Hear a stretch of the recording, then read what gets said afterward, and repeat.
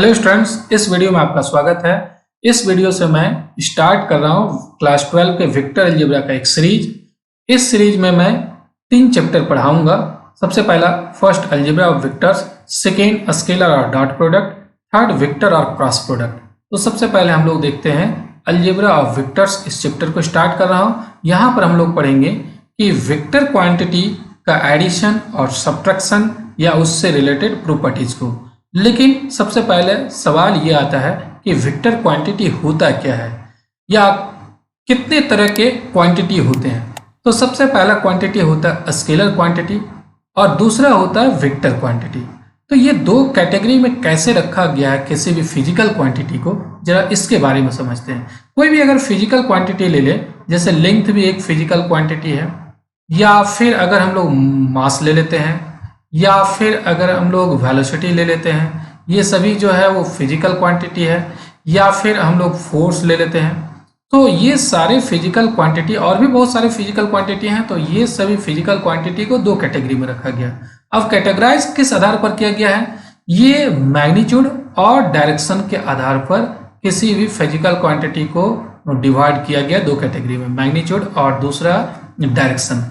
कुछ ऐसे क्वांटिटी होते हैं जिसमें से सिर्फ मैग्नीट्यूड होता है, कुछ ऐसे क्वांटिटी होते हैं जिसमें मैग्नीट्यूड के अलावा डायरेक्शन भी होता है। अब कौन ऐसे क्वांटिटी है जिसमें सिर्फ मैग्नीट्यूड है? अगर हम लोग लेंथ की बात करें तो लेंथ, जैसे मान लीजिए, इसको ऐसा समझिए कि अगर आपकी हाइट 5 फीट 6 इंच है और अगर कोई पूछता है कि आपकी हाइट कितना है तो आप बताएंगे कि मेरी हाइट 5 फीट 6 इंच है। लेकिन अगर वो अगला सवाल करता है कि ये किस डायरेक्शन में है, तो आप जरूर समझेंगे कि इसको शायद जानकारी नहीं है लेंथ का डायरेक्शन होता है या नहीं होता है। आपको पता है कि लेंथ का कोई भी डायरेक्शन नहीं होता। आप जो हाइट मेजर कर रहे हैं वो 5 फीट 6 इंच आप खड़ा है और खड़े में आप अपनी लंबाई को मेजर कर रहे हैं। तो इस तरीके से या आप ऐसा भी हो सकता है कि आप लेटे हुए हैं और आपकी लंबाई जो है वो इस तरीके से मेजर कर लिया गया हो, तो इसमें कोई डायरेक्शन नहीं होता है। तो कुछ ऐसे फिजिकल क्वांटिटी होते हैं जिसमें से सिर्फ मैग्नीट्यूड होता है। ऐसे फिजिकल क्वांटिटी को हम लोग कहेंगे स्केलर क्वांटिटी, या सिर्फ इसको हम लोग स्केलर कहेंगे। कुछ ऐसे भी फिजिकल क्वांटिटी होते हैं जिसमें मैग्नीट्यूड के अलावा डायरेक्शन भी होता है। जैसे फोर्स की अगर बात करें, मान लेते हैं कि यहाँ पर एक टेबल है और इस टेबल पर कोई भी वस्तु रखा हुआ है। सपोज कर लेते हैं यहाँ पर एक वस्तु रखा हुआ है और इस वस्तु में एक फोर्स लगाया जा रहा है। तो फोर्स मान लेते हैं हम लोग इस डायरेक्शन में लगा रहे हैं। फोर्स मान लेते हैं यहाँ पर 5 न्यूटन का फोर्स लगा रहे हैं और वो किसी ना किसी डायरेक्शन में लगाया जाता है फोर्स। अगर इस डायरेक्शन में लगाएंगे तो वो इधर मूव करेगा। अगर हम लोग इस डायरेक्शन में लगाते हैं तो ये जो वस्तु रखा हुआ है वो इधर मूव कर सकता है, इस डायरेक्शन में मूव करेगा। तो ये जो 5 न्यूटन है उसका मैग्नीट्यूड हो गया और उसके अलावा यहाँ पर इसमें डायरेक्शन भी है। तो फोर्स एक ऐसा फिजिकल क्वांटिटी है जिसमें से मैग्नीट्यूड भी होता है और डायरेक्शन भी होता है। ऐसे फिजिकल क्वांटिटी को हम लोग कहते हैं वेक्टर क्वांटिटी, या सिर्फ इसको हम लोग कहेंगे वेक्टर कहेंगे। तो सबसे पहले हम लोग यहाँ पर स्केलर और वेक्टर का डिफिनेशन देखते हैं और उसके बाद फिर हम लोग देखेंगे इससे रिलेटेड प्रॉपर्टीज को। तो स्केलर क्वांटिटी है क्या? देखिए, ये quantity that has only magnitude is called scalar. ऐसे फिजिकल क्वांटिटीज जिसमें से सिर्फ मैग्नीट्यूड हो उसको हम लोग स्केलर कहेंगे। और जैसे आप एग्जांपल में मास ले सकते हैं, मास का कोई डायरेक्शन नहीं होता है, सिर्फ मैग्नीट्यूड होता है। लेंथ हो गया या टेम्परेचर हो गया, इस तरीके से बहुत सारे क्वांटिटी मिल जाएंगे। फिर आगे वेक्टर क्वांटिटी क्या होता है इसके बारे में देखते हैं। तो मैं अभी बता रहा था कि वेक्टर क्वांटिटी एक ऐसा फिजिकल क्वांटिटी होता है जिसमें से मैग्नीट्यूड के अलावा डायरेक्शन भी होता है। तो ये physical quantity which has both magnitude and direction is called ये वेक्टर। इसको सिर्फ वेक्टर कहेंगे या फिर वेक्टर क्वांटिटी कहेंगे। जैसे एग्जांपल में आप देख सकते हैं वेलोसिटी हो गया या एक्सेलरेशन हो गया या फोर्स हो गया, एक्सेट्रा बहुत सारे मिल जाएंगे। तो आप फिजिक्स में पढ़े भी होंगे कि स्केलर क्वांटिटी कौन कौन से हैं या वेक्टर क्वांटिटी कौन कौन से हैं। ये आप क्लास 10th में ही पढ़े होंगे या 11th और 12th में भी आप पढ़ रहे होंगे।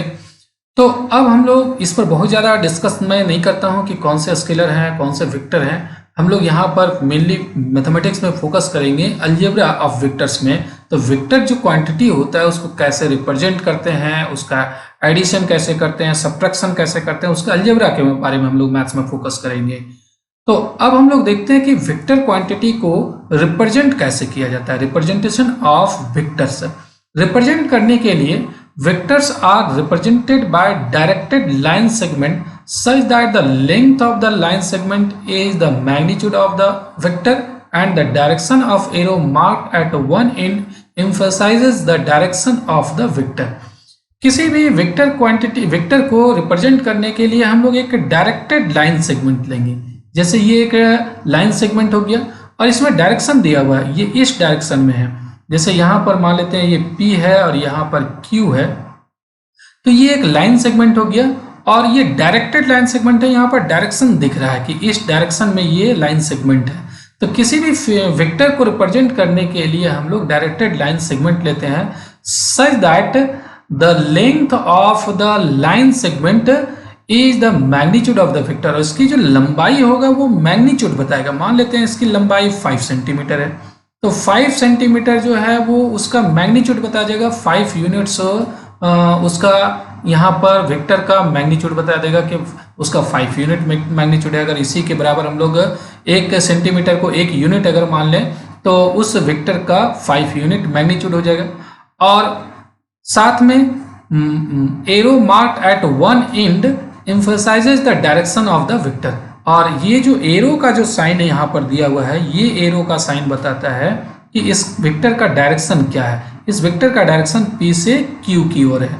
तो यहाँ पर हम लोग अब आगे बढ़ते हैं और देखते हैं कि किस तरीके से यहाँ पर हम लोग वेक्टर को रिप्रेजेंट करते हैं। देखिए ये एक डायरेक्टेड लाइन सेगमेंट हो गया, एक P है और दूसरा पॉइंट Q है। ये PQ एक लाइन सेगमेंट है।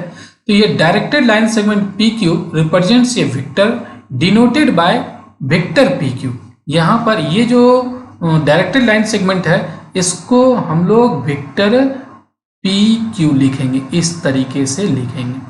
The length of the line segment represents the magnitude and the direction from P to Q represents the direction of the vector। इसकी जो लंबाई होगा P से Q तक वो इस वेक्टर का, ये PQ वेक्टर का यहाँ पर बताएगा मैग्नीट्यूड, और P से Q जो डायरेक्शन है वो बताएगा उस वेक्टर का डायरेक्शन।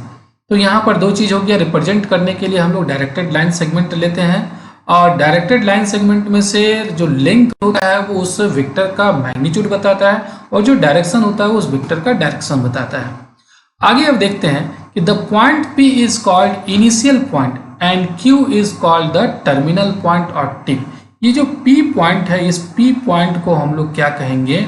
इनिशियल पॉइंट कहेंगे यहाँ पर, इनिशियल पॉइंट। और ये Q पॉइंट को हम लोग क्या कहते हैं? यहाँ पर जो पॉइंट है इसको हम लोग कहेंगे टर्मिनल पॉइंट या इसको टिप भी कहते हैं। इस वेक्टर PQ का, यहाँ पर जो वेक्टर PQ है इस वेक्टर का ये इनिशियल पॉइंट हो गया P, और ये जो Q है वो टर्मिनल पॉइंट हो गया या इसको हम लोग टिप भी कहेंगे। आगे बढ़ते हैं। अब इसमें हम लोग देखते हैं कुछ नोट देखते हैं इसमें, इसके बारे में। तो सबसे पहले every vector PQ has the following 3 characteristics. कोई भी वेक्टर PQ जो है उसका 3 कैरेक्टरिस्टिक्स होंगे। कौन कौन सा? सबसे पहला उसका लेंथ होगा। लेंथ क्या हो गया कि the length of vector PQ will be denoted by mod of vector PQ। यहाँ पर आप देख रहे हैं कि यहाँ पर इस तरीके से उसके लेंथ को डिनोट करेंगे। वेक्टर PQ का अगर लेंथ की बात करें तो वो इस तरीके से मॉड ऑफ वेक्टर PQ लिखेंगे, या सिर्फ सिंपली PQ भी लिख सकते हैं। सिर्फ PQ भी लिख देंगे तो वो उसका लेंथ बताएगा।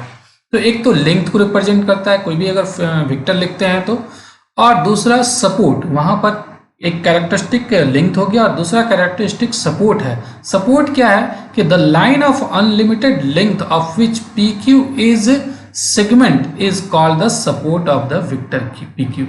अब ये जो लाइन सेगमेंट लिया गया है, आप यहाँ पर देख रहे हैं, ये जो वेक्टर PQ है इसका जो लाइन सेगमेंट लिया गया है वो लाइन सेगमेंट क्या हो गया? लाइन सेगमेंट मीन्स लाइन का एक टुकड़ा हो गया। ये तो अनलिमिटेड लाइन होगा, यहाँ पर इधर भी इस डायरेक्शन में या इस डायरेक्शन में ये अनलिमिटेड रहेगा। उसी में से एक P यहाँ पर ले लेते हैं हम लोग और यहाँ पर एक Q ले लेते हैं और इसी में डायरेक्शन लगा दिए हैं। तो ये जो लाइन है यहाँ पर एक P पॉइंट है और यहाँ पर Q पॉइंट है और ये हो गया वेक्टर PQ। तो ये जो वेक्टर PQ है ये किसी लाइन का ही एक टुकड़ा है। यहाँ पर ये जो लाइन सेगमेंट लिया गया है वो इस लाइन का एक टुकड़ा हो गया, एक खंड हो गया, लाइन सेगमेंट हो गया। तो ये जो लाइन है उसी लाइन को हम लोग कहेंगे इस वेक्टर पी क्यू का सपोर्ट कहते हैं। इस वेक्टर पी क्यू का ये पूरा जो लाइन है यहाँ से ये पूरा लाइन जो है वो इस वेक्टर पी क्यू का सपोर्ट कहलाता है। तो यहाँ पर वही लिखा हुआ है कि the line of unlimited length of which P Q is A segment is called the support of the vector P Q. अब ये तो दो कैरेक्टरिस्टिक हुआ। अब थर्ड कैरेक्टरिस्टिक क्या है इसके बारे में देखिए।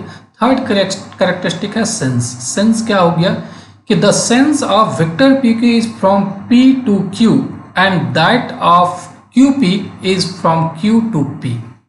ये सेंस का मतलब डायरेक्शन बता रहा है। यहाँ पर सेंस जो लिखा हुआ है वो डायरेक्शन बता रहा है। जैसे अगर हम लोग यहाँ पर बात करें ये जो वेक्टर पी क्यू लिया हुआ है तो वेक्टर पी क्यू में ये पी से क्यू बता रहा है इसका डायरेक्शन। और अगर हम लोग इस तरीके से लिखें डायरेक्शन ऐसा चेंज कर दें ये पी हो गया ये क्यू हो गया तो यहाँ पर हम लोग लिखेंगे इस वेक्टर को क्यू पी और क्यू पी में इस तरीके से हम लोग एरो का साइन देंगे।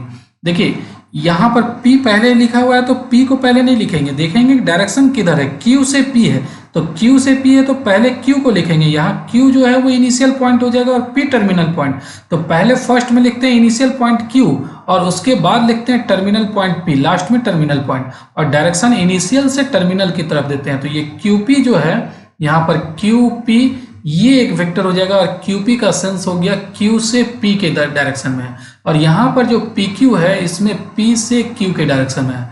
तो यहाँ पर वही लिखा हुआ है, यहाँ पर द होगा। तो the sense of vector PQ is from P to Q and that of vector QP is from Q to P। Thus the sense of a directed line segment is from its initial point to the terminal point। तो initial point से terminal point की ओर होता है इसका direction या sense. अगर कोई भी हम लोग अगर वेक्टर पी क्यू लिखते हैं तो वेक्टर पी क्यू लिखते हैं मतलब पी यहाँ पर इनिशियल पॉइंट हो गया और क्यू जो है वो टर्मिनल पॉइंट हो गया। अब आगे बढ़ते हैं और कुछ और भी चीज़ों को हम लोग देखते हैं यहाँ पर। तो उसके बाद आगे आते हैं, ये vector is also denoted by a single letter such that A B C. Vector को हम लोग single letter A B C और ऊपर में एरो हेड लगा देते हैं उससे भी डिनोट करते हैं। द सिंबल मॉड ए, ये जो मॉड ए है मॉड ए क्या डिनोट कर रहा है, denote the length of the vector A. Vector A का ये मैग्नीट्यूड बताता है, यहाँ पर ये इसका जो लेंथ बताता है वेक्टर ए का मॉडुलस जो है वो बताता है इस वेक्टर ए का मैग्नीट्यूड या length and it is called the modulus of the vector. इसको मॉडुलस ऑफ द वेक्टर कहेंगे। जैसे ये मान लेते हैं हम लोग वेक्टर पी क्यू जो है वो वेक्टर ए है।